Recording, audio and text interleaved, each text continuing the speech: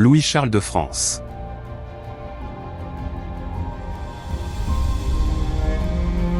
Plus connu sous le nom de Louis XVII. L'enfant martyr de la Révolution. Voici l'histoire d'un jeune enfant de 10 ans innocent, qui ne s'attend pas à ce qu'il va lui arriver, ainsi qu'à sa famille. Cette histoire de France Louis XVII, je vais vous faire une biographie assez lisse de l'existence du prince. Et après, j'ai relevé parmi mes notes sur les autopsies royales et sur la cause des morts des princes et des rois et des reines, des princesses, un médecin qui s'appelle Pierre-Léon Tillot qui a fait, disons, une étude et une thèse sur les causes du décès de Louis XVII. Donc, je vous lirai sa thèse après la biographie. Alors, Louis XVII. Alors, Louis-Charles de France, plus connu sous le nom de Louis XVII, il naît à Versailles le 27 mars 1785 et il meurt à Paris le 8 juin 1795. C'est le deuxième fils de Louis XVI et de Marie-Antoinette, titré à sa naissance duc de Normandie. Il devient dauphin de France en 1789, à la mort de son frère aîné, puis prince royal au terme de la Constitution de 91 à 92. Alors, pendant cette période révolutionnaire, cette famille royale sera emprisonnée le 10 août 1792 à la Tour du Temple, puis Louis XVI est exécuté le 21 janvier 1793. Louis-Charles est alors reconnu par les gouvernements des puissances coalisées contre la France et par son oncle, le futur Louis XVIII, comme le titulaire de la couronne de France, sous le nom de Louis XVII. Il meurt en captivité en 1795, à l'âge de 10 ans. L'éventualité de sa survie a longtemps suscité la curiosité de certains auteurs. Donc il naît donc au château de Versailles le 27 mars 1785, et comme c'était de coutume à l'époque, on le baptise le même jour dans la chapelle royale du château de Versailles, et c'est Louis-René Édouard de Rohan, grand aumônier de France, en présence d'Honoré-Nicolas Broquevieille, curé de l'église Notre-Dame de Versailles. Son parrain est Louis-Stanislas Xavier de France, futur Louis XVIII, et sa marraine est Marie-Caroline de Lorraine, archiduchesse d'Autriche, reine des deux Siciles, représentée, puisqu'elle était absente, par Madame Élisabeth. Donc il est titré, avant sa mort, de son frère aîné, duc de Normandie. Il a pour arme un écartelé de France d'azur à 3 fleurs de lys d'or, et de Normandie, donc de gueules à 2 léopards d'or. Alors, il y a eu des rumeurs à cette époque de sa naissance, des rumeurs qui se sont répandues, selon laquelle il n'aurait pas été le fils de Louis XVI, mais d'Axel de Fersen. Donc, aucune étude scientifique ne valide ou n'invalide cette thèse, plutôt l'invalide, puisque maintenant on est sûr, par rapport au dernier test qu'il y a eu, par rapport à l'ADN, qu'il est bien le fils de Louis XVI et de Marie-Antoinette. Donc, Fersen, je ne vous rappelle pas qui il était, c'est un gentilhomme suédois, qui nourrissait un profond amour pour la reine, un amour platonique. Et dès mai 1784, Mercy d'Argenteau, l'ambassadeur d'Autriche en France, note dans une lettre à l'empereur Joseph II que les habitudes du roi ne donnent guère d'espérance à lui voir une nombreuse postérité. Une historienne, Evelyne Farr, qui remarque qu'à chaque fois que Marie-Antoinette est tombée enceinte, c'est-à-dire en 83, 84 et 85, Fersen était présente à Versailles. Mais au baptême de Louis-Charles de France, le comte d'Artois est absent et il n'y a ni compliment ni révérence. En novembre 1790, Lafayette et à sa suite l'Assemblée nationale vont menacer Marie-Antoinette d'un procès en adultère et de faire déclarer bâtards ses enfants, bien que Fersen ne puisse être impliqué dans la naissance de Madame Royale, ce qui montre la persistance de ces rumeurs. Il n'en sera cependant plus question lors du procès de la reine. Alors, ce petit prince, son biographe dit qu'il a une taille fine, svelte, cambrée, sa démarche pleine de grâce, son front large et découvert, ses sourcils arqués. Rien ne rendrait l'angélique beauté de ses grands yeux bleus frangés, de longs cils châtains. On retrouvait dans sa physionomie, à la fois noble et douce, quelque chose de la dignité de Marie-Antoinette et de la bonté de son père Louis XVI. Tous ses mouvements étaient pleins de charme et de vivacité. Il y avait dans ses manières, dans son maintien, une distinction exquise, et je ne sais quelle loyauté enfantine qui séduirait tous ceux qui l'approchaient. Sa bouche ne s'ouvrait que pour faire entendre les naïvetés les plus aimables. Sa première enfance fut confiée à la duchesse de Polignac, amie personnelle de la reine, à laquelle succéda quelques années plus tard la marquise de Tourzel. Par un rapprochement étrange, il apprit à lire dans la vie des ducs de Bourgogne, frère aîné de son père, de cet héroïque enfant dont la mort prématurée avait ravi à la France un roi destiné peut-être à conjurer toutes les calamités qui menaçaient son avenir. Les heureuses inclinations du jeune dauphin ne révélaient pas une foule de traits que les écrits du temps ont recueillis et dont nous reproduirons quelques-uns, ce que je vais vous faire. Alors sa mère, elle, était extrêmement fière de cet enfant. Elle l'appelait Chou d'amour. Et Gabrielle de Polignac, sa première gouvernante, depuis 82, et Marie-Antoinette le rappellera à Gabrielle dans une lettre qu'elle lui écrira alors que cette dernière est partie en exil. Elle lui dira « Comment va votre chou d'amour ?» Alors il passe sa première enfance dans l'insouciance des princes, sa vie est parmi les enfants de la cour, et se déroule entre les escaliers du château de Versailles et la terrasse du Midi, où a été aménagé un petit jardin qui fait le bonheur de l'héritier du trône, faisant preuve d'une certaine maturité, d'une grande sensibilité malgré son jeune âge. Il cultive un petit jardin et offre fréquemment des fleurs à la reine ou à sa sœur, car il veut les croître lui-même pour qu'elles soient plus agréables à maman qui les aime beaucoup. Il est entouré d'une nombreuse maison, comprenant de très nombreux serviteurs attachés à sa personne, parmi lesquels Agathe de Rambaud, sa berceuse, Louis-Élisabeth de Croix de Tourzel, sa deuxième gouvernante, et Jean-Baptiste Canhanet, dit Cléry, son valet. Second fils de Louis XVI, Louis-Charles de France n'est pas destiné au départ à succéder à son père. La mort de son frère Louis-Joseph, le 4 juin 1789, veille de l'ouverture des États généraux, donc ce qui sera aussi le fait de la grande mansuétude et du grand chagrin qu'aura Louis XVI à l'ouverture de ces États généraux, fait cependant de lui, dès ce jour, le dauphin de France. Au début de la Révolution française, il déménage avec sa famille au Palais des Tuileries le 6 octobre 1789. En 1791, la Constitution du Royaume de France remplace ce titre par celui de prince royal. Ce changement est la conséquence logique du remplacement du titre de roi de France par celui du roi des Français. Alors, quand on relative un peu son éducation, il y a cette petite anecdote aussi. Un soir à Saint-Cloud, sa mère chantait en s'accompagnant la romance si connue de Berquin, « Dors mon enfant, clôt ta paupière ». Ces paroles chantées avec âme avaient remué vivement le cœur du dauphin qui se tenait silencieux et recueilli auprès du clavecin. Surprise de le voir si tranquille, Madame Élisabeth dit en riant « Ah, pour le coup, voilà Charles qui dort ». Levant soudain sa tête, l'enfant repartit d'un ton pénétré. « Ah, ma chère tante, peut-être peut-on dormir quand on entend maman reine ?» C'est comme un jour, à Bagatelle, il allait se jeter dans un buisson de ronces. Monsieur U, valet de chambre du roi, lui représentant le danger de ce chemin épineux. « Les chemins épineux, répondit-il d'un air résolu, mènent à la gloire. » Un seigneur de la cour lui reprochait de prendre la peine de bêcher lui-même la plate-bande de son petit jardin. « Un jardinier, ajouta-t-il, vous fera cette besogne en un tour de main. » « C'est possible, répartit l'enfant, mais ces fleurs, je veux les faire croître moi-même, pour qu'elles soient plus agréables à maman, qui les aime beaucoup. » Sans être volontaire dans l'acceptation ordinaire du terme, le jeune Charles Louis annonçait un caractère décidé et se montrait généralement rétif aux avertissements des femmes qui prenaient soin de lui.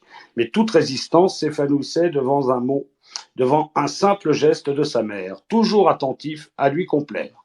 Il épiait instinctivement toutes les traces d'inquiétude ou d'ennui que la marche déjà menaçante des événements commençait à imprimer sur son front. Un jour que par distraction l'aimable enfant avait mêlé quelques soucis aux fleurs dont il composait son bouquet habituel, il s'en aperçut au moment même de le présenter et les arracha aussitôt en disant « Ah maman, vous en avez bien assez d'ailleurs ». Alors l'horizon politique de la France de ce temps-là s'obscurcit bien sûr très rapidement. Les sanglantes journées du 5 et 6 octobre avaient ramené à Paris la famille royale et le jeune prince commençait à participer au malheur de ses parents. Réduit à l'étroite enceinte des Tuileries, il regrettait amèrement le parc de Versailles. Sa seule distraction était de se promener quelquefois en voiture. accompagné de sa gouvernante, Madame de Tourzel, avec qui l'abbé Davot, déjà précepteur de sa sœur Marie-Thérèse, partageait l'œuvre délicate de son éducation. On lui enseignait sous la directive éclairée de Louis XVI la religion, l'histoire, la géographie, l'arithmétique et la botanique, et on l'exerçait à tous les jeux du corps. La grammaire, qui n'était pas négligée dans cet ensemble d'études, fournit un jour au jeune élève l'occasion d'un rapprochement plein de grâce, interrogé sur la différence entre le comparatif et le superlatif. Le comparatif, répondit-il, il est quand je dis. Mon abbé est meilleur qu'un autre abbé. Le superlatif, c'est quand je dis maman est la plus aimable et la plus aimée de toutes les mamans. On le conduisait régulièrement chaque jeudi chez la marquise de Leyde, qui possédait au faubourg Saint-Germain un bel hôtel avec un vaste jardin, où il jouait en liberté avec un ou deux enfants de son âge. Plus tard, on lui consacra un petit arpent de terrain dans le jardin des Tuileries, à l'extrémité de la terrasse du bord de l'eau. Il cultiva des fleurs et éleva des lapins dans ce petit parterre qui a appartenu plus tard au roi de Rome, au duc de Bordeaux et au comte de Paris. Avant de sortir des Tuileries, le dauphin s'exerçait au maniement d'un fusil. Un jour, au moment du départ, l'officier qui commandait le peloton de garde nationale chargé de l'accompagner, lui ayant demandé de lui rendre son fusil, Louis-Charles s'y refusa brusquement, Madame de Tourzel l'ayant repris à ce sujet. « Si monsieur m'eût dit de le lui donner, répondit l'enfant, à la bonne heure, mais le lui rendre. » Ce jeune prince, en qui l'instinct et la bienséance avaient devancé l'âge, économisait sur ses épargnes une petite somme pour secourir les enfants trouvés. Son père, le voyant un jour occupé à renfermer des écus par piles dans son coffret, le taxa d'avarice. « Oui, mon père, répondit-il, je suis avare, mais c'est pour les enfants trouvés. Ah, si vous les voyez, ils sont bien nommés. Ils font vraiment pitié. » Louis XVI serra son fils dans ses bras et combla le coffret. Les progrès de plus en plus formidables de l'ouragan révolutionnaire, la dépendance toujours plus étroite dans laquelle la famille royale était tenue aux Tuileries, précipitèrent cette tentative désespérée qui vint échouer misérablement à Varennes. Le dauphin, alors âgé de 6 ans, garda un secret absolu sur ces mystères, dont il ne pouvait comprendre le but. Quand, après plusieurs semaines d'une captivité sévère, il put descendre avec sa mère dans le jardin des Tuileries, « Maman, s'écria-t-il en bondissant, que je plains les malheureux qui sont toujours enfermés. » Dans la journée du 20 juin, cette préface menaçante du 10 août, M. eut pourvu à la sûreté du jeune prince en l'emportant à travers ses sanglots dans la chambre de sa sœur où plusieurs membres de l'Assemblée législative vinrent l'entourer. L'un d'eux se prit à lui adresser quelques questions sur l'histoire de France et prononça le nom de Saint-Barthélemy. « Pourquoi parler de cela ?» dit un autre. « Il n'y a point ici de Charles IX, ni de Catherine de Médicis, » ajouta l'enfant. Quelques attroupements s'étaient encore formés le lendemain autour du château. « Maman, est-ce encore hier ?» dit-il à la reine avec une triste et touchante ingénuité. La captivité de la famille royale devint plus intolérable encore après cette journée. Et le malheureux enfant, le visage collé contre les vitres de sa chambre, fut réduit à envier le sort des rares promeneurs qui, errant, dit M. de Beauchesne, autour de son parterre abandonné, respiraient librement l'air dans le jardin de ses aïeux. Alors, après la journée du 10 août, Louis-Charles, qui a perdu son titre de prince royal, est transféré avec ses parents au couvent des Feuillants. Puis le 13 août, emprisonné à la prison du Temple. Le 29 septembre, Louis XVI est séparé de sa famille et conduit au 2e étage, tandis que le 3e étage est réservé à Marie-Antoinette, à ses 2 enfants et à sa belle-sœur. À partir du 25 octobre, l'enfant Capet, c'est maintenant comme ça qu'on l'appelle, est confié à la garde de son père qui poursuit son éducation avec le valet de chambre Jean-Baptiste Cléry. Séparé de sa mère, qu'il peut retrouver à l'occasion de promenades, le dauphin est à nouveau confié à elle le 11 décembre lorsque commence le procès de Louis XVI. Il ne revoit son père que le 20 janvier pour un ultime adieu, avant l'exécution de ce dernier le matin du 21 janvier 1793. Aux yeux des royalistes, le dauphin Louis-Charles succède à son père en vertu du principe selon lequel la continuité dynastique est automatique en France. Un nouveau roi succède au roi précédent dès l'instant de la mort de ce dernier. Il est reconnu sous le nom de Louis XVII par le comte de Provence, frère cadet de Louis XVI et futur Louis XVIII, alors émigré à Hamm, près de Dortmund, en Westphalie. Les Vendéens et les Chouans, ainsi que les royalistes d'autres provinces, vont se battre en son nom. Leur étendard porte l'inscription « Vive Louis XVII ». Louis-Charles est également reconnu comme roi de France et de Navarre par toutes les puissances étrangères, y compris les États-Unis, qui ne reconnaissent pas la première République française. Louis-Charles est confié à sa mère au troisième étage du Temple jusqu'au 3 juillet 1793. Les captifs bénéficient à cette époque d'un confort incontestable, baignoire, garde-robe, nourriture abondante. Plusieurs tentatives d'évasion sont tentées par les royalistes afin de délivrer Marie-Antoinette et ses enfants. Par arrêté du Comité du salut public du 1er juillet 1793, Louis est enlevé à sa mère et mis sous la garde du cordonnier Antoine Simon, l'instituteur désigné qui sait pourtant à peine écrire, et de sa femme qui réside au Temple. Enfermé au deuxième étage, le but est alors d'en faire un petit citoyen ordinaire et de lui faire oublier sa condition royale. Il est impliqué ainsi que sa sœur dans le procès de sa mère, Marie-Antoinette. On lui fait signer une déclaration de reconnaissance d'inceste, alors bien qu'avant on les fait boire, une quantité non négligeable de verre de vin, et pour ajouter un autre chef d'accusation contre cette dernière. Selon Georges Bordonneuve, c'est l'épouse de Simon, attachée à l'enfant, qui prend soin de le nourrir correctement.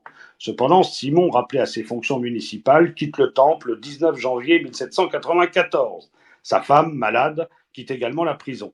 Louis-Charles est alors enfermé au secret dans une chambre obscure, sans hygiène ni secours, pendant 6 mois, jusqu'au 28 juillet 1794. Son état de santé se dégrade alors assez rapidement. Il est rongé par la gale et surtout la tuberculose. Il vit accroupi. Sa nourriture lui est servie à travers un guichet et peu de personnes lui parlent ou lui rendent visite. Ces conditions de vie entraînent une rapide dégradation de son état de santé. L'isolement total dans lequel il est placé laisse planer un certain mystère et donne l'occasion à l'imagination populaire de soulever l'hypothèse de substitution de l'enfant et de son exfiltration, donnant naissance au mythe évasionniste et survivantisme. Le député Parras découvre ainsi un enfant mutique, brisé psychologiquement, et le 28 juillet 1794, les comités de salut public et de sûreté générale nomment Laurent, membre du comité révolutionnaire de la section du Temple, pour le garder, lui et sa sœur. Son sort s'améliore relativement, mais le prisonnier de la tour du Temple est rongé par la tuberculose. Ce qu'omet de signaler Laurent lorsqu'il écrit sur le bulletin de la tour du Temple que les prisonniers se portent bien. Le 31 mars 1795, Laurent démissionne. Il est remplacé par Étienne Lannes de 1757-1841 de la section des droits de l'homme. Alors, que se passe-t-il aussi après? Alors, bien sûr, avant cela, revenons un peu au 10 août. Et qu'est-ce qu'ils font plus ou moins ces captifs et ce petit garçon avec son père qui continue à lui enseigner les écrits religieux et bien sûr les études? Alors, il ne pesait pas ses heures, le petit Louis XVII, selon son père. Et selon même un témoin, il récitait la géographie parfaitement, il savait le calcul, mais la langue des chiffres ayant inspiré de l'ombrage à un municipal de service, le conseil de la commune proscrit l'arithmétique, il ne fallait pas compter. Voilà, puisqu'on le voyait marcher le long de la prison, donc on pensait qu'il comptait les pas et qu'il pouvait donc imaginer de s'évader. Tiens donc. Chaque soir, Charles-Louis récitait une prière pour sa famille, pour la princesse de Lamballe et pour sa gouvernante. Ce régime dura jusqu'au 26 octobre, ce que je vous ai dit. Jour où le dauphin fut retiré des mains de la reine. Ce retirement du dauphin de la reine fut un moment tragique de la captivité de la famille royale. La reine et le prince s'attachant à sa mère, refusant que l'on lui enlève, ont dû les séparer de force. Et un jour, donc, on l'a séparé, le prince pleurait, et bien sûr, sa vivacité naturelle et son esprit s'amoindrissaient. Un municipal nommé Mercereau, maçon de son état, lui dit « Sais-tu bien que la liberté nous a rendus tous libres et que nous sommes tous égales ?»« Égal tant que vous voudrez, répliqua l'enfant royal, mais ce n'est pas ici que vous persuaderez que la liberté nous a rendus libres. » D'autres épreuves plus déchirantes étaient réservées à cette innocente victime. Le jour funeste du 21 janvier se leva, et l'escalier de la tour du Temple retentissait encore des pas du roi martyr, lorsque l'on vit le malheureux enfant courir éperdu vers les municipaux, et les gardes, prenant leurs mains, embrassant leurs genoux, les conjurant tous de le laisser passer pour parler au peuple, afin qu'il ne fît pas mourir son père. Quand les sinistres détonations annoncèrent l'accomplissement du forfait This space was downloaded via spacesdown.com. Visit to download your spaces today. suprême de la Révolution, l'infortuné fondit en larmes et ne suspendit ses sanglots que pour s'essayer sur sa mère et pleurer la consolation de ses caresses. Un moment courbé sous l'étreinte puissante du malheur, la grande âme de Marie-Antoinette se releva sous l'empire de cette foi religieuse qui avait marqué d'un éclat impérissable les derniers moments de Louis XVI. Elle rappela avec onction à son fils les vœux d'un père mourant et l'exhorta à penser à Dieu. « Maman, lui répondit-il, quand j'appelle le bon Dieu, c'est toujours mon père qui descend devant moi. » Quelques jours plus tard, la reine recueillit la douloureuse jouissance d'entendre chanter par son fils, qu'accompagnait Madame Royale sur le clavecin, la touchante romance intitulée « La piété filiale », que le bon et compatissant Lepître, l'un des surveillants du temple, avait composé sur la mort du roi. Hélas, l'amère satisfaction de pleurer ensemble cette dernière consolation des infortunés devait leur être bientôt ravie. Plus impitoyable encore que la sanguinaire convention, la Commune de Paris ordonna que le dauphin serait séparé de sa mère et de sa famille, et cette ordure barbare s'accomplit le 3 juillet au milieu d'une scène de désolation et de désespoir qu'il faut renoncer à dépeindre, cette fameuse scène de la séparation du roi maintenant et de sa mère. Rassemblant toute son énergie dans un suprême effort, la reine exhorta son fils à se souvenir de cette voix qu'elle ne serait plus auprès de lui pour les lui rappeler. Elle lui recommanda d'être sage, patient et honnête, et de songer à son père qui le bénissait du haut du ciel.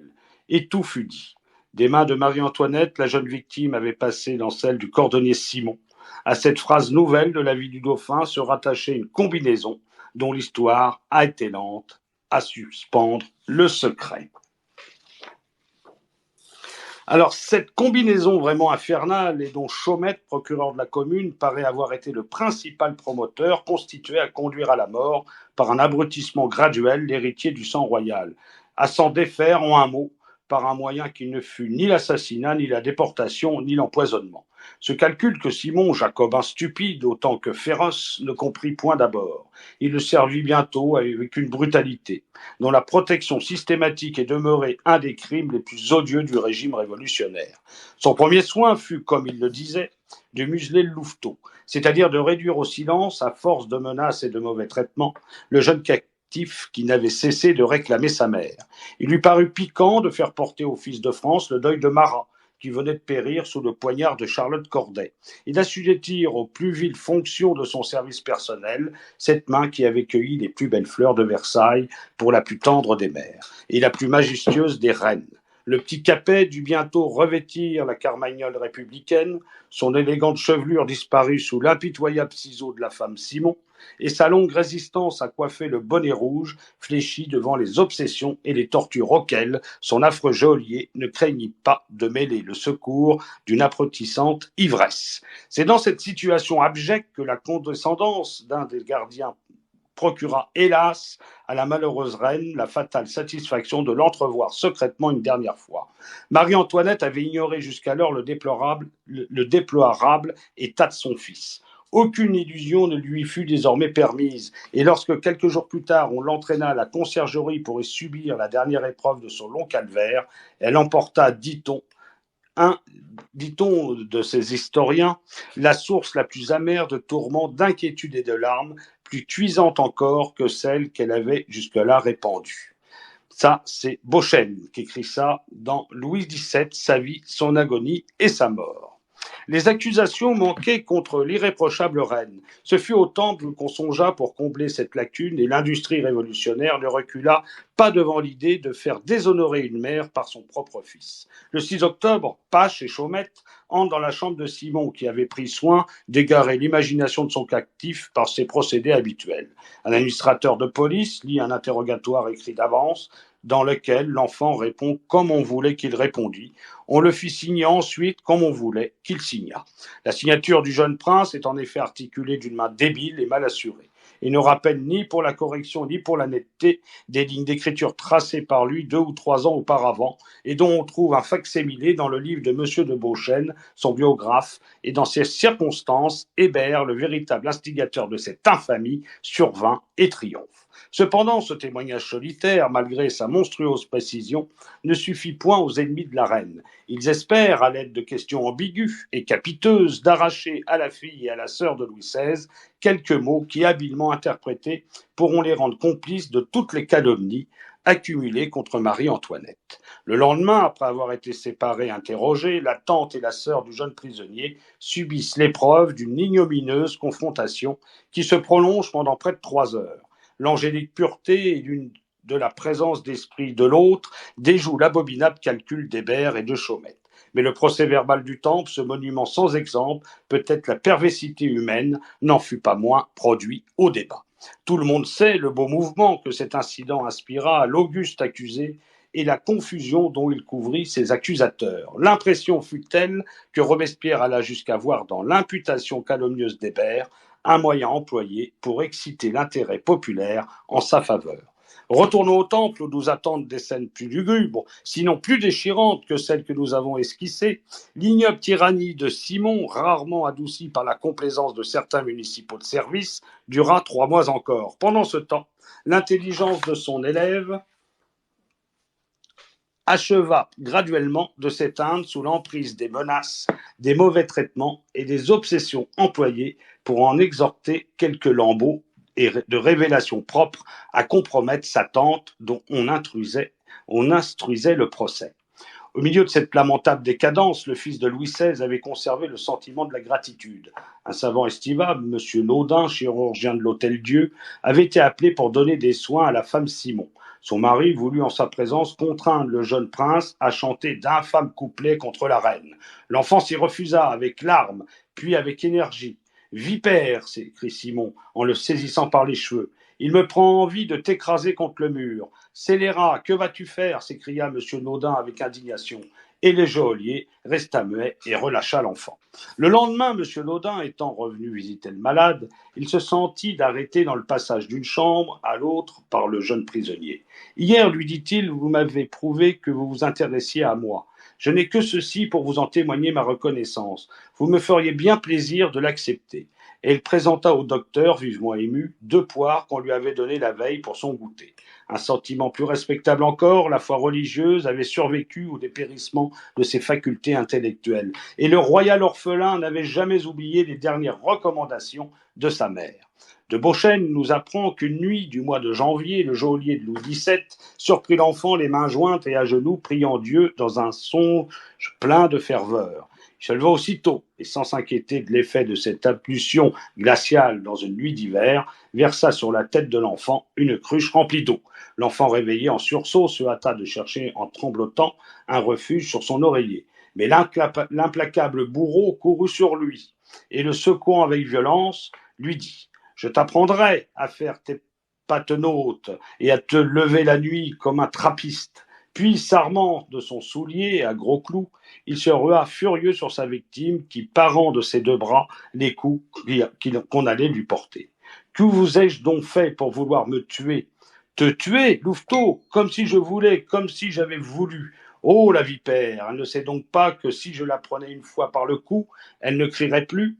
Et il reversa violemment sur son lit glacé le malheureux enfant qui s'y blottit en silence, tressaillant de froid et d'épouvante. Le 19 janvier 1794, Simon, rappelé à ses fonctions municipales, quitta ainsi que sa femme la tour du Temple, prédisant à sa douce victime, pour forme d'adieu, que le crapaud ne sortirait pas de sa crapaudière, quand bien même tous les capucins du ciel se mêleraient à l'enlever. À noter que Simon périt sur le même échafaud que Robespierre le 28 janvier 1794. Quant à la femme Simon, elle mourut le 10 juin 1819 aux incurables de la rue de Sèvres, où son indigence était assistée par une petite pension que lui versait Madame la Duchesse d'Angoulême. Loin d'adoucir le sort du petit prisonnier, la retraite de Simon ne fut que le signal d'une aggravation de sa captivité. Les 6 mois qui suivirent constituent la période la plus lamentable de cette vie si jeune, encore et déjà vouée à tant de germes d'infortune. Les comités révolutionnaires décidèrent qu'il n'y aurait plus désormais d'intermédiaire entre la tour du Temple et la municipalité. Le logement de l'enfant captif fut restreint à une pièce. Ce fut celle qu'avait occupée le fidèle Cléry, le dernier serviteur de son père. On pratiqua dans la porte de cette chambre un guichet fermé par des barreaux mobiles que fixait un énorme cadenas, avec une tablette pour recevoir les grossiers aliments destinés à soutenir cette misérable existence. Le jeune captif fut privé de feu et de lumière et ne reçut de chaleur que par le tuyau d'un poêle placé dans l'antichambre. De lumière que celle d'un réverbère suspendu en face des barreaux. L'unique croisée de sa chambre demeura constamment fermée. Il n'entendit plus d'autre bruit que celui des verrous, d'autres voix que celle du gardien qui l'avertissait de se coucher à la tombée de la nuit, ou des cerbères à face humaine qui troublaient à plusieurs reprises son repos nocturne par ses cris sinistres. « Capet, Capet, Capet, dors-tu? Où es-tu donc? Race de vipère, lève-toi !» Et quand l'enfant avait comparu tremblant, haletant et glacé, « C'est bon, va te coucher, housse des canilles !»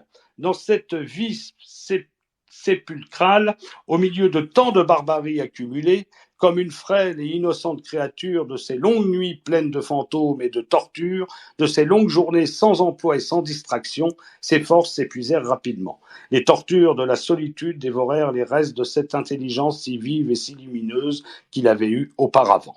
Son cœur se dessécha, il devint insensible à tout ce qui se passait autour de lui et négligea les soins les plus vulgaires de la vie matérielle. Ses mains débiles refusèrent de remuer la paillasse de son lit, de renouveler ses draps sales, sa couverture qui tombait en lambeaux.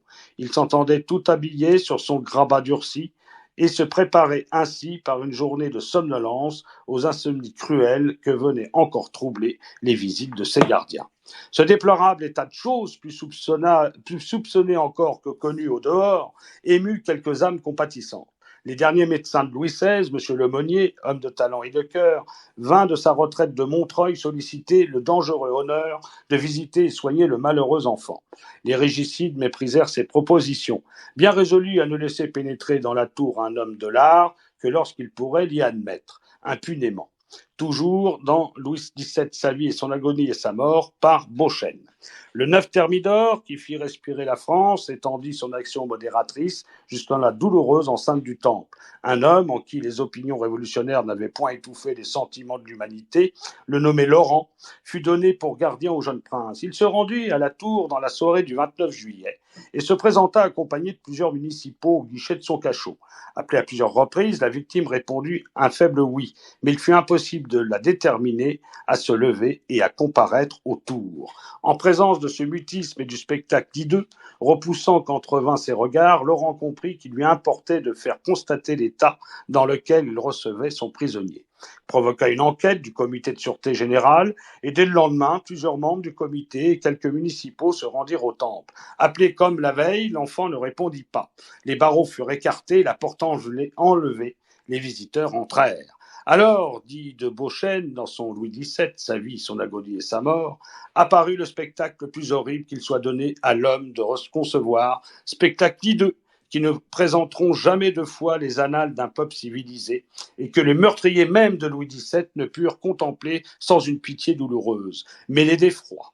Dans une chambre ténébreuse d'où il ne s'exhalait qu'une odeur de mort et de corruption, sur un lit défait et sale, un enfant de 9 ans, à demi enveloppé d'un lâche crasseux et d'un pantalon de guenilles, gisait immobile, le dos voûté, le visage hâve et ravagé par la misère. Dépourvu aujourd'hui de ce rayon de vive intelligence qui l'éclairait naguère, sur ses traits si délicats, on ne voyait plus que la plus morne apathie, que l'inertie la plus sauvage et qui semblait attester la plus profonde insensibilité. Ses lèvres décolorées et ses joues creuses avaient dans leur pâleur quelque chose de vert et de blafard. Ses yeux bleus eux-mêmes, agrandis par la maigreur du visage, mais dans lesquels toute flamme était éteinte, semblaient depuis qu'ils ne reflétaient plus l'azur du ciel et avoir pris dans leur terme immobilité une teinte grise et verdâtre. Alors, est-ce que j'ai... Alors, donc, voilà dans quel état on a trouvé Louis XVII, donc, à sa prison du Temple.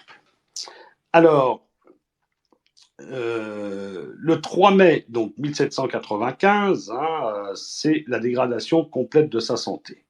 Les gardiens Gomin et Lannes inscrivent sur les registres du temple: le petit Capet est indisposé. Alors le 6 mai, donc 17 Floréal en 3, la tuberculose prend un tour critique, caractérisé par l'apparition d'une péritonite, si bien que dans les derniers jours de mai, les gardiens signalent au comité de sûreté générale que l'enfant Capet manifeste une indisposition et des infirmités qui paraissent prendre un caractère grave.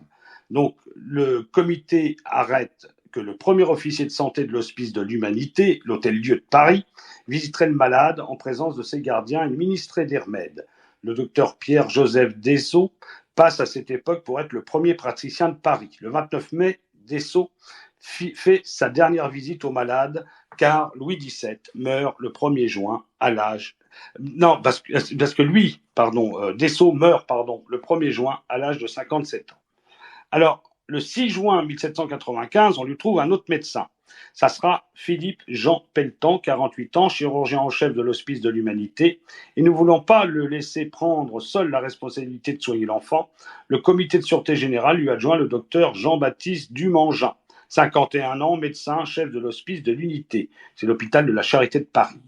Dans la nuit du 7 au 8, Gomin et Lannes, alarmés par l'état de santé de l'enfant, ont envoyé chercher en urgence le docteur Pelletan. Il répond qu'il viendra le lendemain matin avec le docteur Dumangin. Le lundi 8 juin 1795, donc 20 Prairial en 3, les docteurs Dumangin et Pelletan arrivent ensemble à 11h du matin au temple. L'état de l'enfant était encore aggravé. Témoignage de Damon, commissaire civil au temple. Le sieur Lannes, gardien et moi, nous prêtions nos soins au petit dauphin. Et enfin, à 3h de l'après-midi, lorsque le sieur Gomin fut revenu, l'enfant venait de mourir.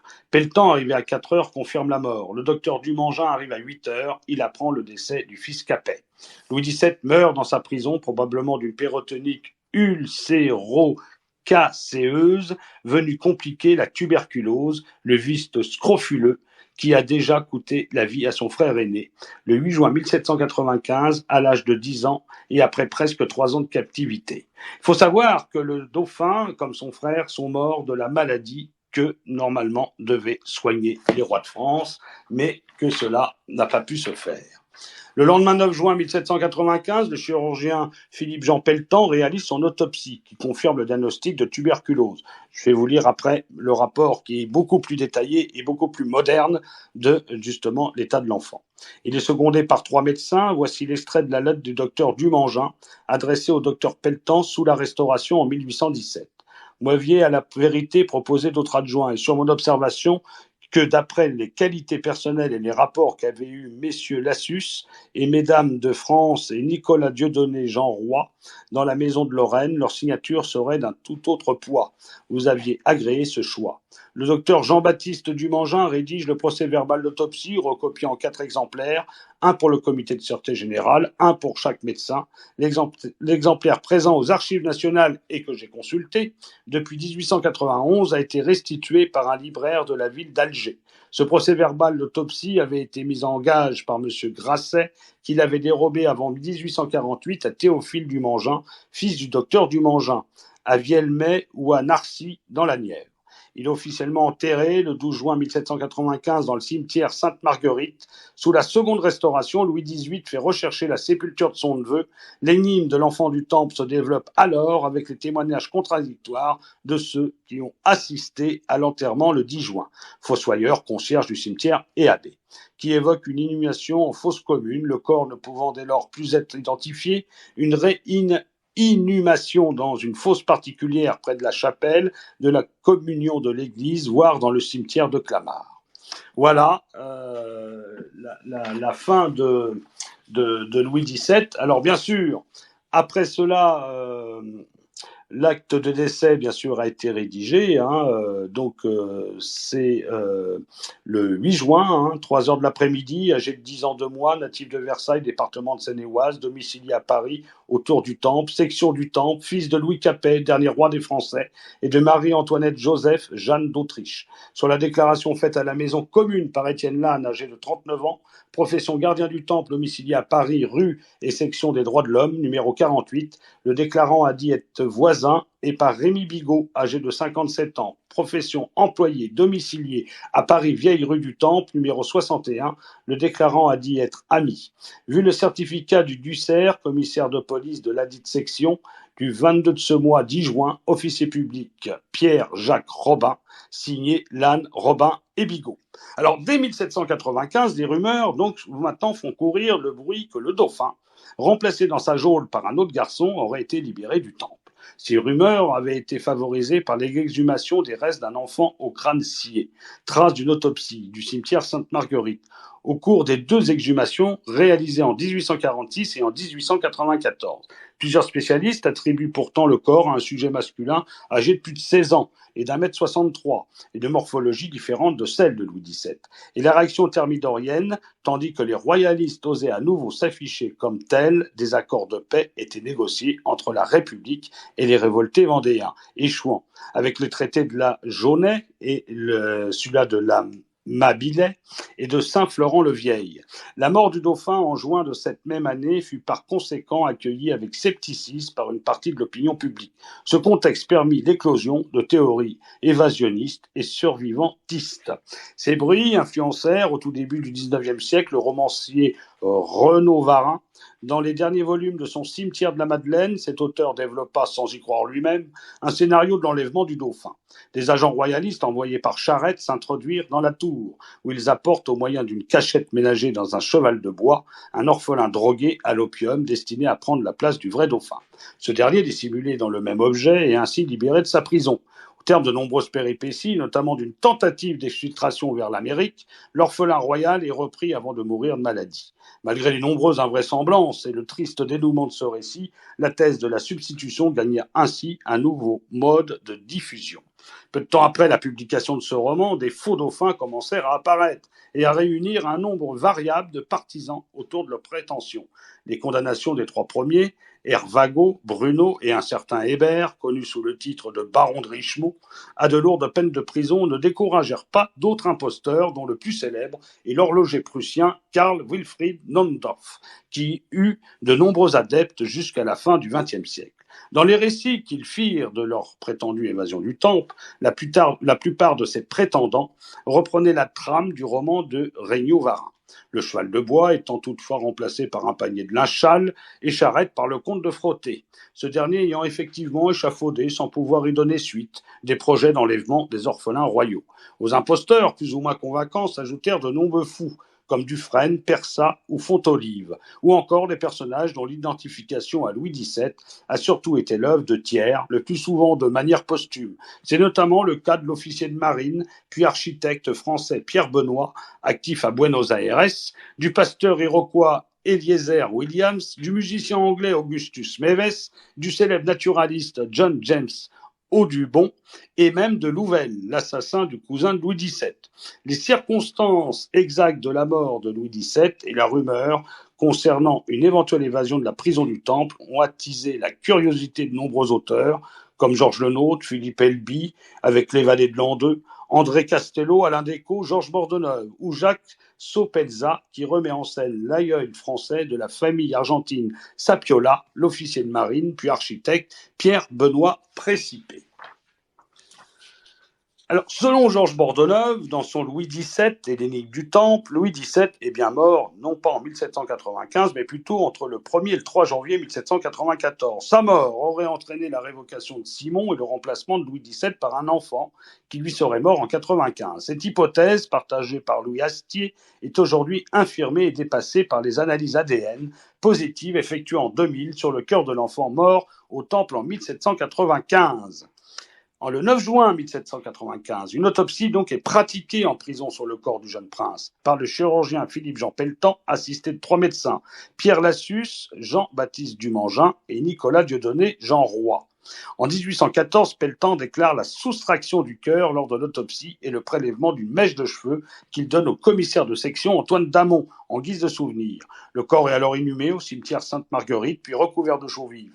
Les ossements n'ont jamais été retrouvés et ceux dégagés au XIXe siècle au cimetière Sainte-Marguerite proviennent de plusieurs squelettes, dont un crâne d'un jeune adulte d'au moins 18 ans.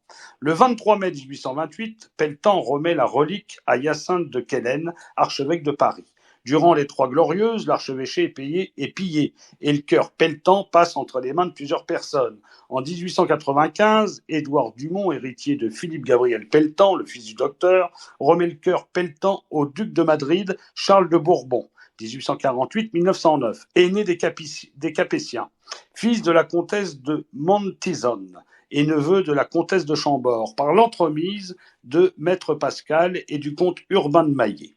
En présence de Paul Cotin, cousin du propriétaire et donnateur du chœur, Edgar Dumont, en 1909, Jacques de Bourbon, duc d'Anjou et de Madrid, prétendant légitimiste au trône de France, fils et successeur de Charles de Bourbon, hérite du chœur, puis sa sœur, la princesse Fabrizio Massimo, née princesse Béatrice de Bourbon, fille de France. Et enfin, en 1938, la fille de celle-ci, Madame Charles Piercy, née princesse Marie des Neiges Massimo.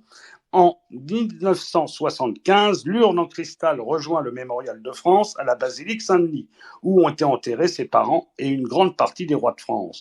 En 99 et 2000, l'analyse ADN établit une parenté du chœur à l'urne avec les Habsbourg-Lorraine. Des analyses génétiques, par comparaison ADN mitochondriale, pratiquées par le professeur Jean-Jacques Cassiman de l'Université catholique de Louvain en Belgique et par le docteur Bernd Brickmann de l'Université allemande de Münster sur le chœur du présumé Louis XVII et des cheveux de Marie-Antoinette, ont démontré en 2000 qu'il appartient bien à un enfant apparenté à cette dernière en ligne féminine. Cependant, Louis XVII a un frère aîné décédé en juin 1789 et dont le chœur a lui aussi été conservé. Mais ce chœur a subi, comme les autres chœurs princiers, un traitement d'embaumement, ouverture, utilisation d'aromates, bandelettes, double boîte de vermeil et de plomb, très différent de celui auquel fut soumis le chœur de Louis XVII, soustrait par Pelletan, simplement conservé dans l'alcool comme une vulgaire curiosité anatomique, dont les deux chœurs, s'ils étaient venus à être assemblés, ce qu'aucun document historique ne prouve, n'auraient pu être ni confondus ni échangés. Après enquête, l'historien Philippe Delorme établit que ce chœur est bien celui que le docteur Philippe Jean Pelletan a soustrait sur le cadavre de l'enfant mort au Temple le 8 juin 1795. Cette conclusion réhabiliterait donc les témoignages de contemporains recueillis par l'historien Alcide de Beauchesne. L'urne funéraire contenant ce chœur a été placée le 8 juin 2004 sous l'oraison funèbre de l'aumônier Christian-Philippe Chanu dans la chapelle des Bourbons de la basilique Saint-Denis, lors d'une cérémonie présidée par Louis de Bourbon, duc d'Anjou, accompagné par l'archiduc Charles de Habsbourg-Lorraine et rassemblant des membres de différentes branches de la famille de Bourbon et diverses personnalités. Et j'y étais personnellement à cette cérémonie. Pour le professeur Jean Tullard, appelé par le ministre de la Culture à donner son avis sur le dépôt du chœur de Louis XVII, le 8 juin 2004, l'analyse de l'ADN du chœur est conjurée avec l'enquête menée sur son origine et les péripéties de son histoire est suffisante pour attester de la mort du prince au Temple. Voilà. Donc avant de vous lire l'autopsie, je vais vous proposer quelques livres si vous voulez en savoir plus sur Louis XVII.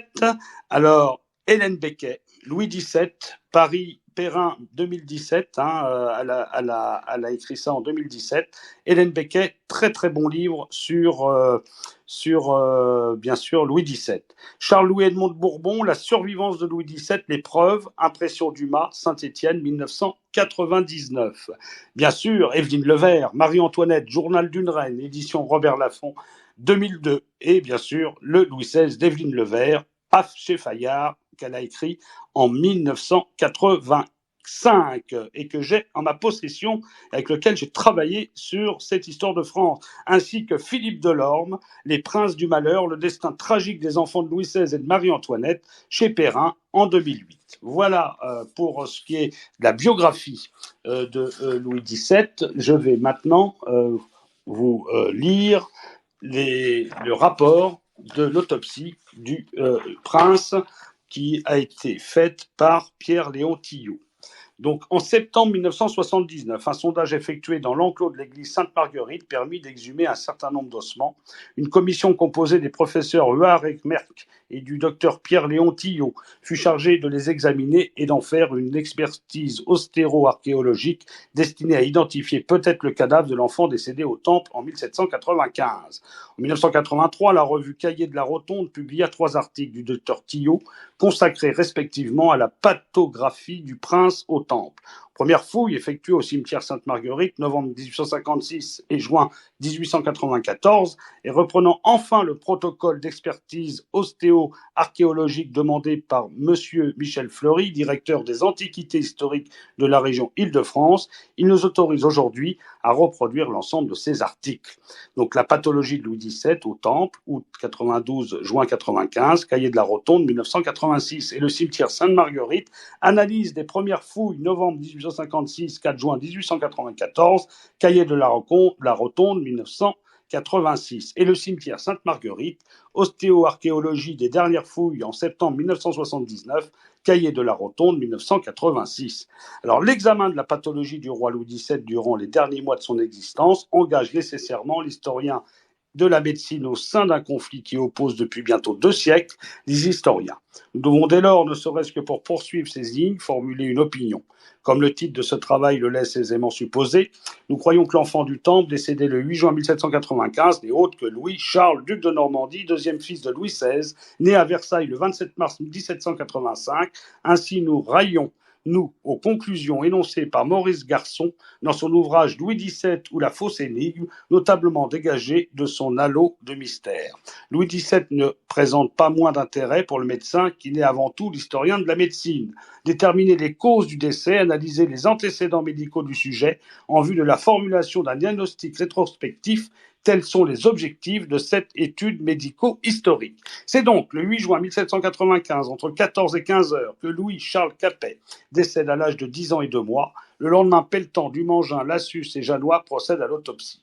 Pelletan, successeur de Dessau, au chevet du jeune prisonnier depuis le 5 juin 1795, avait fait demander le 7 juin Dumangin comme consultant requis pour déterminer les causes du décès. Chacun fit appel à un confrère de son choix. Dumangin choisit Jean Roy et Pelletan Lassus. Ces 4 praticiens jouissent alors d'une réputation bien établie.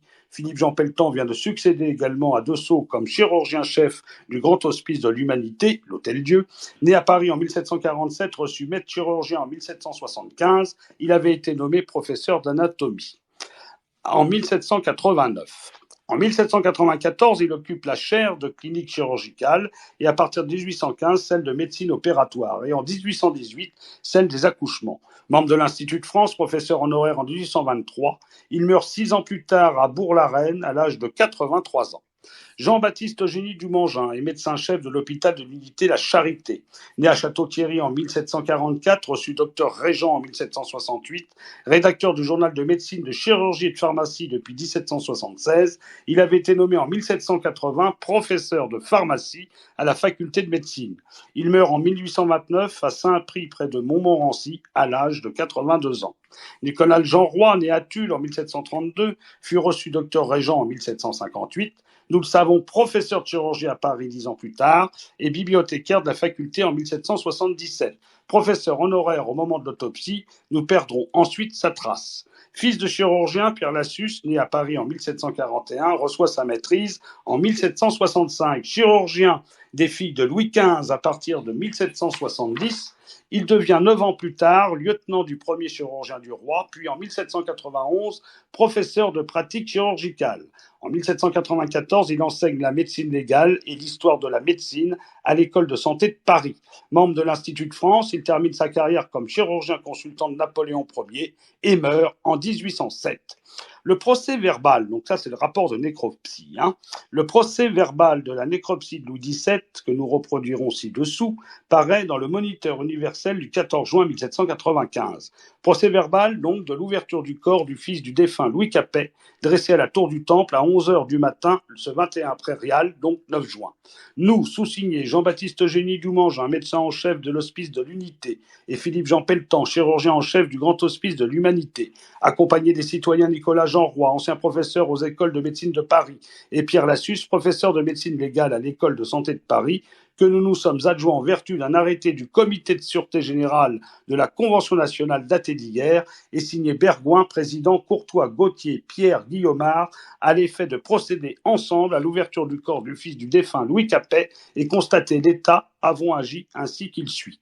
Arrivés tous les quatre à 11 heures du matin à la porte extérieure du temple, nous y avons été reçus par les commissaires qui nous ont introduits dans la tour. Parvenus au deuxième étage, nous sommes entrés dans un appartement dans la seconde pièce duquel nous avons trouvé dans un lit le corps mort d'un enfant qui nous a paru âgé d'environ 10 ans, que le commissaire nous ont dit être celui du fils du défunt Louis Capet, et que deux d'entre nous ont reconnu pour être l'enfant auquel il donnait des soins depuis quelques jours.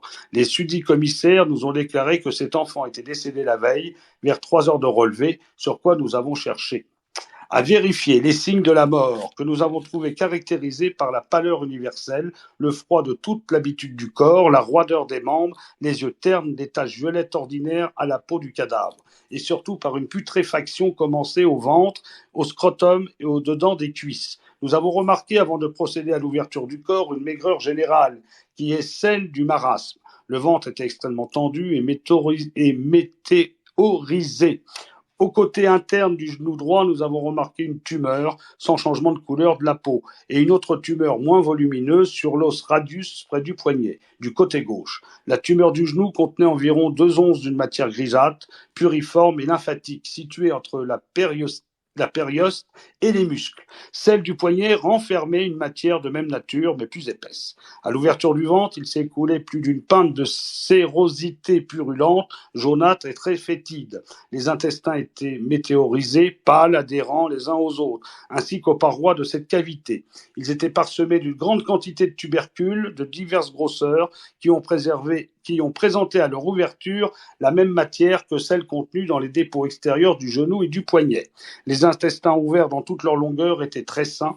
Intérieurement, ils ne contenaient qu'une petite quantité de matière bileuse. L'estomac nous a présenté le même état.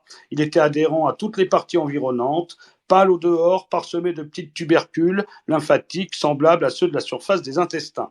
La membrane interne était saine, ainsi que le pylore et l'œsophage. Le foie était adhérent par sa convexité au diaphragme et par sa concavité aux viscères qu'il recouvre. Sa substance était saine, son volume ordinaire. La vésicule du fiel médiocrement remplie d'une bile de couleur vert foncé. La rate, le pancréas, les reins et la vessie étaient sains.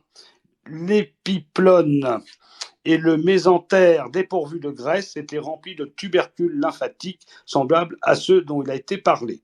De pareilles tumeurs étaient disséminées dans l'épaisseur du péritoine, recouvrant la face intérieure du diaphragme. Ce muscle était sain. Les poumons adhéraient par toute la surface, à la plèvre, au diaphragme et au péricarde. Leur substance était saine et sans tubercules.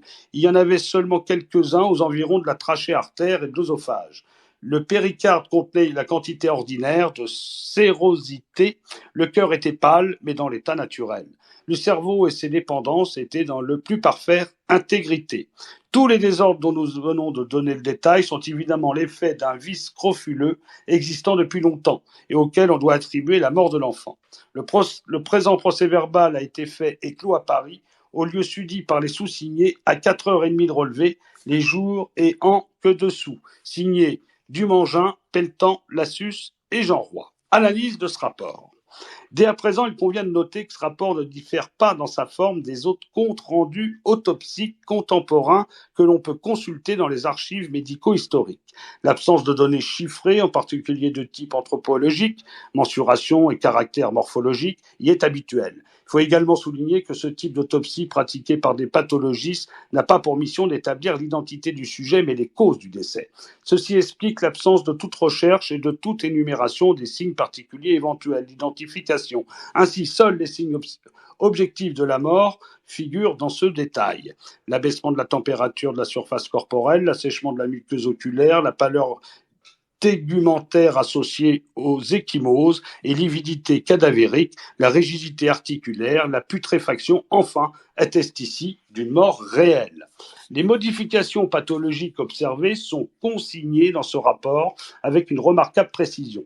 La description des tumeurs du genou droit et de l'extrémité intérieure du radius gauche permet d'identifier des tumeurs blanches. Ces tumeurs blanches, ainsi nommées à cause du gonflement des tissus qu'elles provoquent en l'absence de réaction inflammatoire, d'où la coloration blanche de la peau, apparaissent au cours d'arthrite tuberculose chronique. Les caractères de la substance contenue dans ces deux tumeurs correspondent à ceux du caséum gris jaunâtre d'origine tuberculeuse. L'examen de la cavité abdominale confirme l'étiologie avancée précédemment et précise les circonstances du décès. Déjà, l'aspect tendu et météorisé de la paroi évoquait une affection abdominale aiguë. Après l'ouverture, la présence d'une abondante quantité de pus ainsi que la constatation d'adhérence et de météorisation intestinale permettent d'affirmer la survenue du décès dans un tableau de péritonite.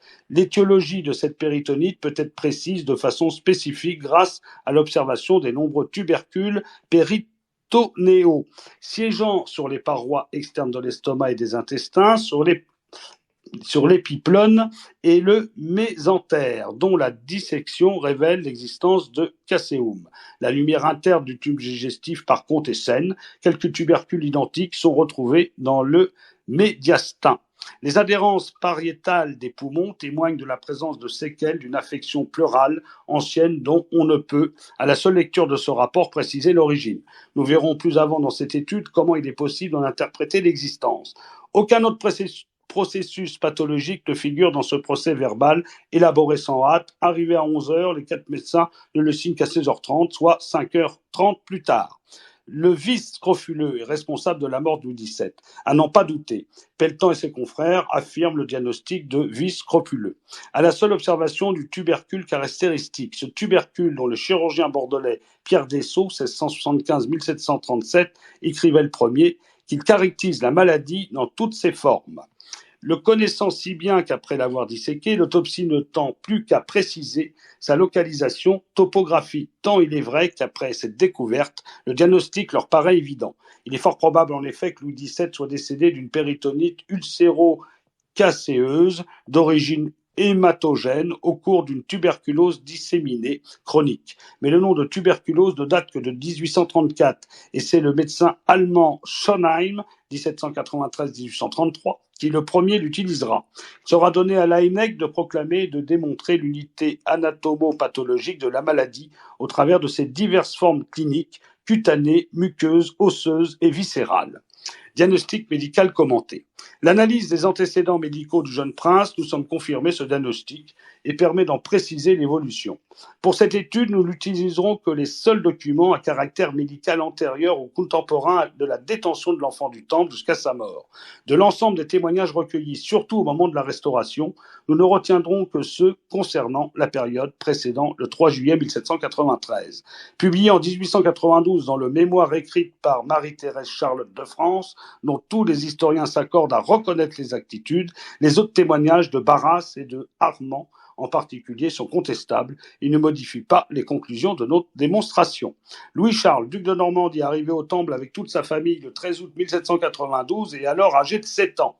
Depuis le 4 juin 1789, date à laquelle meurt son frère aîné Louis-Joseph Xavier François, dont l'autopsie permet de constater de manière rétrospective l'existence d'une spondylite tuberculose, mal de Potte. Le deuxième fils de Louis XVI est devenu le dauphin de France.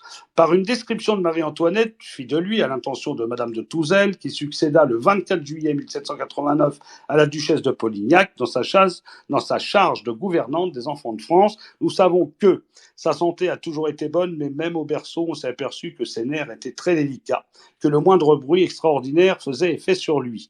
Il a été tardif pour ses premières dents, mais elles sont devenues sans maladie ni incident. Ce n'est qu'aux dernières, je crois que c'était la 6e, qu'à Fontainebleau, il y eut une convulsion. Depuis, il y en a eu 2, une dans l'hiver 87-88 et l'autre dans son inoculation, mais cette dernière a été très petite. À cette description, pourtant, il convient d'opposer un commentaire de Brillat-Savarin indiquant en avril 1789 le duc de Normandie est également en très mauvaise santé. Quoi qu'il en soit, le dauphin jouit durant sa cohabitation avec Louis XVI d'une santé satisfaisante. Le 11 décembre 1792, la Convention ayant résolu de faire le procès du roi, l'enfant remonte vivre auprès de sa mère, de sa tante et de sa sœur. Le 3 juillet 1793, il est définitivement séparé de sa famille, qu'il ne reverra plus. excepté sa sœur, à laquelle il sera confronté le 7 octobre de la même année. Durant la deuxième période de sa détention, le 11 décembre 1792 au 7 octobre 1793, le dauphin devenu Louis XVII, roi de France, le 20 janvier 1793, fut malade à plusieurs reprises. Depuis mai 1793, le mémoire de la duchesse d'Angoulême nous apprend que, voilà ce qu'elle dit. Depuis quelque temps, mon frère se plaignait d'un point de côté qui l'empêchait de rire. Enfin, le 9 mai à 7 heures, la fièvre le prit assez forte, avec mal à la tête et toujours un point de côté. Dans les premiers instants, il ne put rester couché parce qu'il étouffait. La fièvre continua la nuit, ainsi que le lendemain et le surlendemain. Les accès revenaient plus fort le soir. Mon frère, cependant, prenait l'air tous les jours. Tombé malade un jeudi, le dimanche arriva, le docteur Thierry, nommé le 10 mai pour soigner mon frère. Thierry eut l'honnêteté d'aller consulter Bruyère sur la maladie de mon frère et sur les remèdes qu'il fallait lui donner. Bruyère connaissait le tempérament de l'enfant dont il avait eu soin depuis sa naissance. Il donna quelques drogues à mon frère qui lui firent du bien. Il n'eut plus de fièvre que accès de temps en temps et souvent son point de côté. Sa santé commença alors à s'altérer et elle ne s'est jamais remise depuis, le changement de vie lui ayant fait beaucoup de mal. Dans un relevé d'honoraires, le docteur Thierry de Bussy précise qu'à commencer du 11 mai 1793, il a fait 2 visites par jour au fils du ci-devant roi, qui a une fièvre continue avec un redoublement tous les soirs. Fièvre qui a duré 21 jours, 42 visites et 12 visites pendant la convalescence. Les symptômes de cette maladie, le point de côté exacerbé par le rire, la dyspnée accentuée par la douleur, la fièvre spirale, associée à une altération de l'état général, évoquent une affection de l'appareil respiratoire et plus précisément une pleurésie. La persistance d'un point de côté après la phase aiguë témoigne en faveur de la constitution de séquelles pariétales. La persistance d'accès de fièvre intermittent signale un passage à la chronicité de l'affection. On peut donc, dans ces conditions, évoquer le diagnostic de pleurésie sérofibrineuse se produisant au détour ou à distance d'une primo-infection tuberculose. Nous nous souvenons que dans le procès-verbal de la nécropsie de Louis XVII, il est rapporté que les poumons adhèrent par toute leur surface, de la plèvre au diaphragme et au péricarde. Leur substance est saine et sans tubercule. Nous pensons que ces adhérences peuvent parfaitement être le résultat de l'épisode morbide survenu en mai 1793. Le mémoire de l'apothicaire Robert indiquant les médicaments fournis pour le malade a fait de la part de Astier l'objet d'une étude détaillée. Nous partageons totalement son opinion lorsqu'il conclut que les drogues prescrites sont reconnues dans la plupart des pharmacopées de l'époque comme ayant une action antiscoflureuse. Enfin, les antécédents familiaux du dauphin, de son frère en particulier, et les conditions sanitaires de sa détention ne peuvent que renforcer l'étiologie tuberculeuse. Le plus souvent non compliquée, la primo-infection tuberculose reste asymptomatique. Cependant, il arrive que l'infection progresse, soit dans le poumon, soit par généralisation hématogène. C'est alors que la constitution d'une maladie grave, la tuberculose disséminée. Cette dissémination hématogène est surtout connue chez l'enfant. Cette tuberculose disséminée peut évoquer de manière subaiguë ou chronique. Il arrive alors qu'un petit nombre de bacilles seulement soient déchargées dans la circulation par intermittence et donnent une variété de manifestations cliniques qui incluent en particulier des pleurésies, des orchies épidémiques, des arthrites et des péritonites. La pleurésie sérofibrineuse, tuberculeuse, sont dites à frigore lorsqu'elles surviennent dans 3-12 mois après la primo-infection. Ce sont des pleurésies de sujets jeunes. Ce sont les plus fréquentes. Les pleurésies contemporaines de la primo-infection sont plus rares. Les orchies épidémiques tuberculeuses débutent insidieusement, le plus souvent par une douleur du scrotum. L'épidyme et le testicule touché sont généralement douloureux et gonflés. Quand la primo-infection survient pendant l'enfance, au moment de l'activité métabolique élevée des éphyses, les risques de voir se développer des liaisons osseuses par voie hématogène sont maximaux. Cette morbidité est la plus élevée pendant les 3 années qui suivent la primo-infection de l'enfance. Les arthrites siègent avec prédilection aux hanches, aux genoux, aux coudes et aux poignets. La péritonique ulcéro-caséeuse est par contre rarement observée chez l'enfant et reste actuellement l'apanage des alcooliques. Enfin, pour conclure ce bref aperçu médical, il nous faut rappeler l'existence du syndrome péritonéo-pleural de Fervet-Brouillard, caractérisé par l'association d'une péritonite tuberculose à forme acystique et d'une pleurésie du même nature, unie ou bilatérale.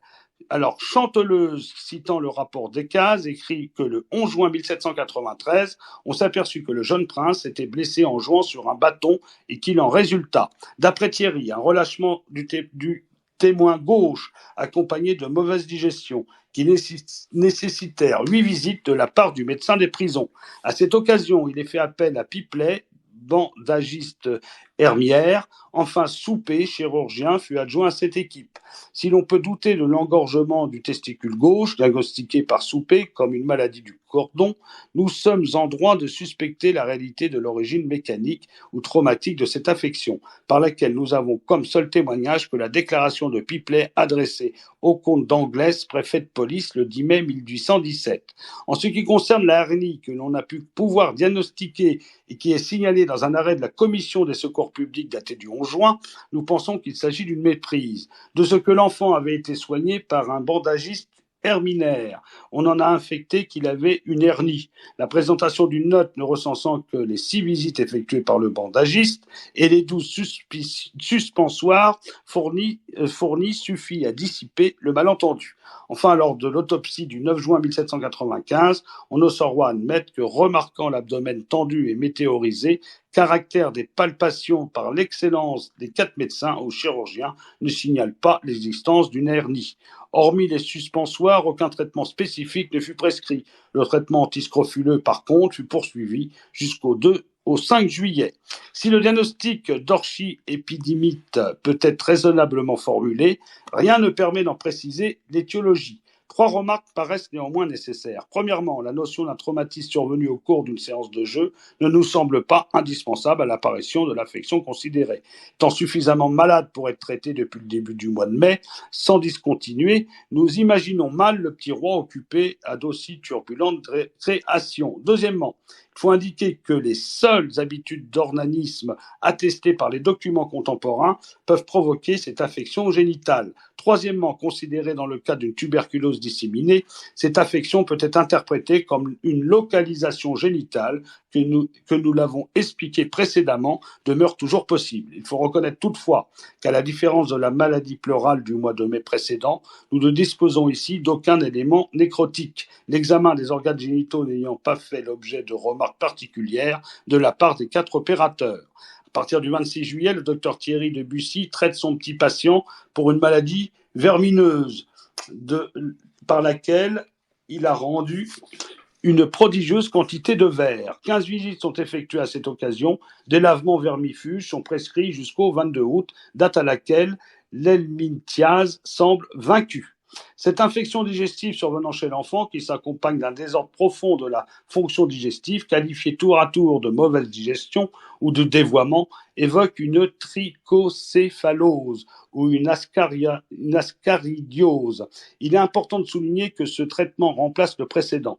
Le mémoire de l'apothicaire Roger en témoigne. Il faut en conclure qu'à partir du 26 juillet 1793, l'affection pulmonaire apparue depuis mai ne se manifeste plus selon un mode aigu nécessitant un traitement spécifique. De la même manière, le nombre limité de suspensoires, 12, indique que l'affection génitale survenue début juin évolua favorablement, au moins sur le plan clinique. Enfin, pour ce qui concerne l'affection intestinale, il convient de remarquer qu'à l'autopsie, aucune liaison de la surface interne du tube digestif n'est signalée, de telle sorte qu'une guérison complète peut être envisagée. Espaçant le rythme de ses visites, Thierry reçoit 16 fois Louis XVII. Ces dernières visites datent des premiers jours de janvier 1994. Le 19 janvier, le grand Lanier, Cochefer et Lorinet constatent que le petit prisonnier est en bonne santé. Le 30 juillet suivant, Laurent note sur le bulletin de la Tour du Temple que les prisonniers se portent bien. Le 6 mai 1795, le comité de sûreté générale, instruit par le rapport des gardiens de l'enfant Capet qu'il éprouve une indisposition et des infirmités qui paraissent prendre un caractère grave, arrête que le premier officier de santé de l'Hospice de l'Humanité se portera auprès du malade pour le visiter et lui administrer les remèdes nécessaires. Il ne pourra faire ses visites qu'en présence de ses gardiens. Le même jour, Pierre-Joseph Dessau visite l'enfant malade et prescrit un traitement antiscrofuleux conforme aux données thérapeutiques de son époque, associant à une alimentation enrichie l'ensoleillement et l'aération de la chambre, mais également tous les matins 3 tasses d'une décoction de sommité de houblon dans lequel on ajoutera une cuillère de sirop antiscorbutique, Tous les jours, matin et soir, on lui frottera les genoux et le poignet avec 4 gouttes du liniment composé d'huile d'amande douce et d'acali volatile, dont de l'ammoniac. Dessau meurt subitement le 1er juin 1795. 4 jours plus tard, le comité de sûreté générale désigne son remplaçant. Le 5, Pelletan se présente au temple et décide la poursuite du traitement administré depuis 1 mois. Le 7 juin, alors que Dumangin se voit également requis auprès du petit roi, Pelletan complète son ordonnance par la rhubarbe en poudre, de l'extrait de quinquina et de la décoction blanche de codex. Dans la soirée, les 2 geôliers, Lannes et Gomin, s'alarment et informent les chirurgiens de l'aggravation de l'état du malade. Ceux-ci négligent cet appel et se contentent de prescrire un demi-grain de diascordum à délayer dans du vin. Le 8 juin à 11h, Dumangin et Pelletan arrivent au temple. Décoction blanche et lavement constituent toujours l'essentiel de la thérapeutique. Le contenu du bulletin de santé adressé au comité est pessimiste. Nous avons trouvé le fils Capet ayant le pouls déprimé, le ventre tendu, douloureux et mactorisé. Il avait eu dans la nuit et encore le matin plusieurs évacuations vertes et bielleuses. Cet état nous ayant paru très grave, nous avons résolu de revoir l'enfant ce soir, après avoir prescrit ce que nous avons jugé convenable. Quelques heures après le départ des praticiens, les gardiens restent préoccupés. Une crise des plus violentes vient de prendre le malade. Quelques instants plus tard, entre 14 et 15 heures, Louis XVII est mort. La mort du roi dans un tableau d'urgence abdominale ne paraît pas douteuse à la lecture des observations de Pelletan et Dumangin. L'étiologie scrofuleuse, sans être formellement exprimée dans les documents antérieurs à la mort de l'enfant, détermine l'orientation thérapeutique choisie à cette occasion. Le procès-verbal de l'autopsie, nous l'avons vu, confirme cette analyse. En conclusion, ainsi, le 8 juin 1795, Louis XVII meurt au temple d'une péritonite ulcéro-caséeuse survenue au décours d'une tuberculose disséminée, hématogène chronique dont on trouve les premières manifestations cliniques pleurales, en particulier en mai 1793. Le roi te touche, Dieu te guérisse, victime de l'ultime pirouette macabre d'un sort qui s'est acharné sur sa tragique destinée, Louis XVII succombe à une forme de morbus regio que lui seul était censé guérir. Voilà, j'espère que ça n'a pas été trop, technique, mais je voulais vous lire l'autopsie quand même de Louis XVII par l'étude donc de Pierre-Léon Tillot, qui a fait cette analyse. Donc, conclusion de cette histoire de France, Louis XVII est bien mort au Temple. Et il avait la même maladie que son frère aîné, et je crois même que Louis XVI avait cette maladie. Donc, en conclusion, de toute façon, il n'aurait pas survécu extrêmement longtemps, Louis XVII. Peut-être aurait-il pu se marier et faire un héritier, mais il était dans un état de santé quand même lamentable, que d'après la lecture que vous en avez eue de sa condition misérable et abominable et atroce, et même je dirais de l'humanité, il a subi, il ne pouvait que succomber aux maux dont il souffrait. Eh bien, je vous remercie d'avoir été à cette histoire de France. Louis XVII est mort dans d'horribles conditions. Seul, maltraité et malnutri, il a rendu son dernier soupir le 8 juin 1795.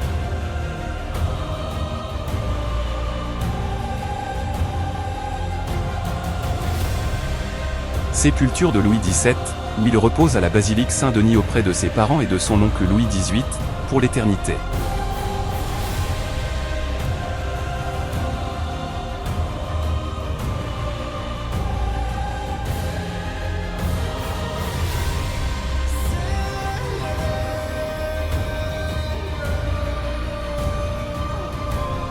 Louis XVII a vécu l'enfer de la Révolution. Il a subi la haine envers lui de par son statut de fils de roi, sans même savoir pourquoi. Ses parents ont été assassinés à 8 mois d'intervalle, sa tante Élisabeth a subi le même sort. Nous espérons que l'histoire sur le tragique destin du petit Louis XVII vous aura fait comprendre comment la République est meurtrière, néfaste, destructrice et totalitaire. Nous vous donnons rendez-vous pour une nouvelle histoire de France.